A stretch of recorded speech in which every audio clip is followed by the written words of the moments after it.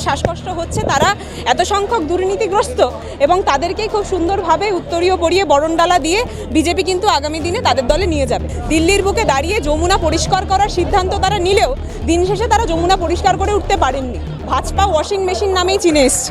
তো সেখানে দাঁড়িয়ে যে খুব সুন্দরভাবে যাদের গায়ে দাগ রয়েছে, কালি রয়েছে, তারা দুদিন পরবর্তীতে সেই ওয়াশিং মেশিনে ঢুকবে, সেটাও শুধুমাত্র সময়ের অপেক্ষা।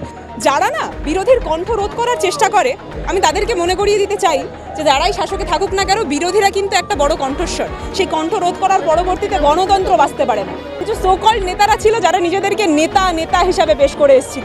আমরা বরাবরই একটা কথা বলেছি, আমরা মমতা বন্দ্যোপাধ্যায়ের সাথে কর্মী হিসাবেই তার পাশে থাকতে চাই, কারণ সেটাই আমাদের শক্তি। জানেন তো, আজকে তৃণমূল কংগ্রেস আবারও কর্মীদের হাতে চলে এসছে এবং তাই জন্যই সকল কর্মীদের কণ্ঠস্বরে এতটাই তীব্রভাবে জয় বাংলা। সেখানে দেখা যাচ্ছে দলের নেতৃত্বরা তারা অভিষেক বন্দ্যোপাধ্যায়ের দিকে আঙুল তুলছে, কি বলবে? দলের যে নেতৃত্বরা আঙুল তুলছে, সর্বপ্রথম আপনারা যদি একটু হিসাব করে দেখেন তাহলে বুঝতে পারবেন যে তাদের বিরুদ্ধে কত সংখ্যক অভিযোগগুলো রয়েছে। আজকে যারা তৃণমূল কংগ্রেস থেকে হঠাৎ করেই বেরিয়ে এতদিন ধরে কথাগুলো বলতে শুরু করে দিয়েছেন যে তৃণমূল কংগ্রেসে তাদের নাকি শ্বাসকষ্ট হচ্ছিল, আমি একটু স্পষ্টভাবে বলতে চাই, যাদের শ্বাসকষ্ট হচ্ছে তারা এত সংখ্যক দুর্নীতিগ্রস্ত এবং তাদেরকেই খুব সুন্দরভাবে উত্তরীয় পরিয়ে বরণডালা দিয়ে বিজেপি কিন্তু আগামী দিনে তাদের দলে নিয়ে যাবে। এবং কি জানেন তো, বিজেপিকে কিন্তু আমরা বরাবরই ভাজপা ওয়াশিং মেশিন নামেই চিনে এসেছি। তো সেখানে দাঁড়িয়ে যে খুব সুন্দরভাবে যাদের গায়ে দাগ রয়েছে, কালি রয়েছে, তারা দুদিন পরবর্তীতে সেই ওয়াশিং মেশিনে ঢুকবে, সেটাও শুধুমাত্র সময়ের অপেক্ষা। তোমরাও অপেক্ষা করছো, আমরাও অপেক্ষা করছি যে যেই বেনজলগুলো চিহ্নিত হয়েছে সেই বেনজলগুলো কখন আমাদের এখান থেকে বিদায় নেবে। তাহলে কি জানেন তো, এই গঙ্গা আরেকটু বেশি শুদ্ধ হবে। এবং যেই কথাটা আমি বরাবরই বললাম যে দিল্লির বুকে দাঁড়িয়ে যমুনা পরিষ্কার করার সিদ্ধান্ত তারা নিলেও দিন শেষে তারা যমুনা পরিষ্কার করে উঠতে পারেননি। কিন্তু বাংলার বুকে গঙ্গা যে ততটাই স্বচ্ছ, ততটাই পরিষ্কার এবং ততটাই আমাদের সকলের কাছে গ্রহণযোগ্য।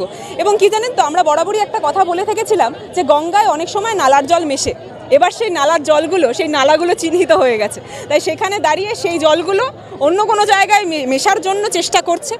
আমরা চাইছি যত দ্রুত গতিতে তারা অন্য কোনো জায়গায় মিশে যাবে, তত আমাদের দলের জন্য সুবিধা, তত আমাদের এত সংখ্যক কর্মী যাদের কণ্ঠস্বরে এখনও জয় বাংলা এত তীব্রভাবে রয়েছে তাদের সকলের কাছে সুবিধা। কারণ আমি বরাবরই একটা কথা বলে থেকেছি, তৃণমূল কংগ্রেস কিন্তু কর্মীদের দল ছিল। যদি আপনারা একটু মনে করে দেখেন, মমতা বন্দ্যোপাধ্যায় বরাবরই নিজেকে শ্রেষ্ঠ কর্মী হিসাবে প্রকাশ করে আসতো, কিন্তু কিছু সোকল নেতারা ছিল যারা নিজেদেরকে নেতা হিসাবে পেশ করে এসেছিল। আমরা বরাবরই একটা কথা বলেছি, আমরা মমতা বন্দ্যোপাধ্যায়ের সাথে কর্মী হিসাবেই তার পাশে থাকতে চাই, কারণ সেটাই আমাদের শক্তি। জানেন তো, আজকে তৃণমূল কংগ্রেস আবারও কর্মীদের হাতে চলে এসছে এবং তাই জন্যই সকল কর্মীদের কণ্ঠস্বরে এতটাই তীব্রভাবে জয় বাংলা।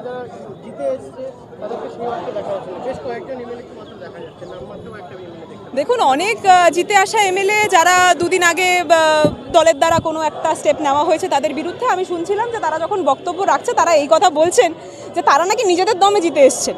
আরে মশাই, তারা তো বালিশ সিম্বলে জিতে আসেনি, তাই তো?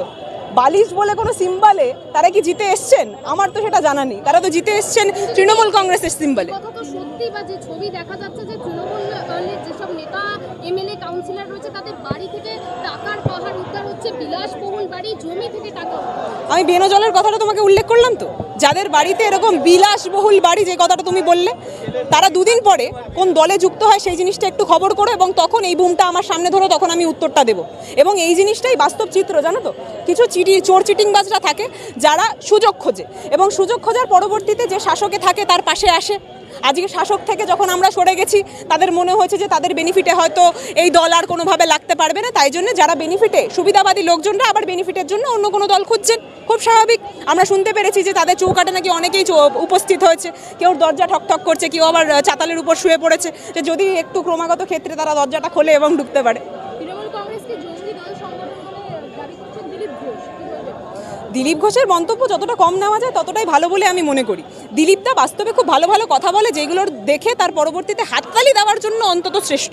কিন্তু দিলীপদার কথাতে, অর্থাৎ গরুর দুধে সোনা আছে, এই জিনিসটার এখনও ডেসক্রিপশন আমরা পেলাম না।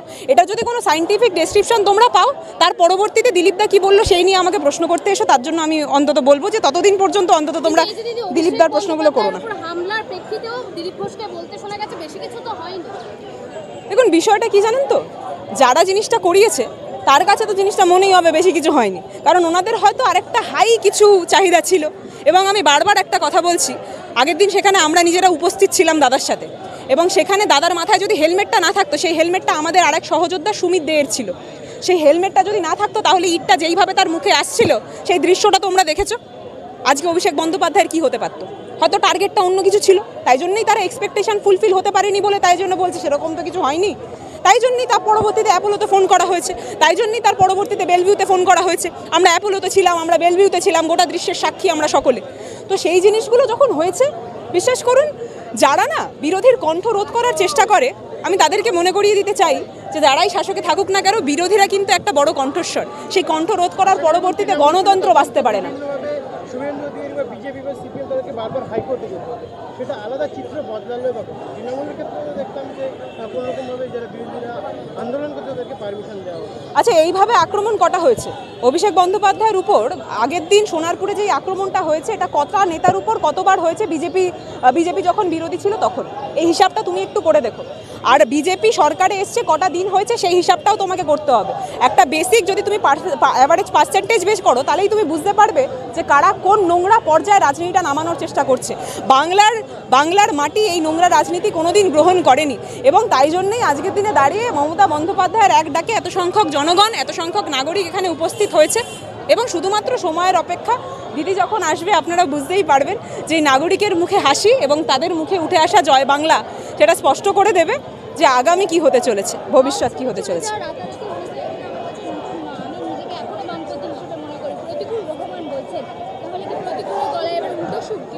না, প্রতিকুর রহমান যে কথাটা বলেছেন, আমি যতটা জানি, যতটা আমি শুনেছি সেখান থেকে আমি বলছি। প্রতিকুরটা বলেছেন যে বামপন্থী যখন বিরোধী ছিল, যখন তারা লড়াই করেছে, তখনও সে বামপন্থীর পতাকাটা ধরেই ছিল, এবং সেখান থেকে উনি ওনার ব্যাখ্যা দিয়েছে যে কোনো দলের বাজে সময় আমি সেই দলটাকে ছেড়ে যাব না, এই কথাটা উনি বলতে চাইছেন। উনি বলেছেন 2008 থেকে বা 2009 থেকে কত সাল পর্যন্তের কথা, সেখানে উনি এই গোটা দৃশ্যটা তুলে ধরেছেন এবং উনি স্পষ্ট করেছেন যে বাজে সময় উনি ছেড়ে যাবেন না। এবার প্রতিকুর তার বক্তব্যের ব্যাখ্যা আমার থেকে অনেক ভালো প্রতিকুরটা দিতে পারবে বলে আমি মনে করি। এর থেকে বিস্তারিত বলার কিছু নেই।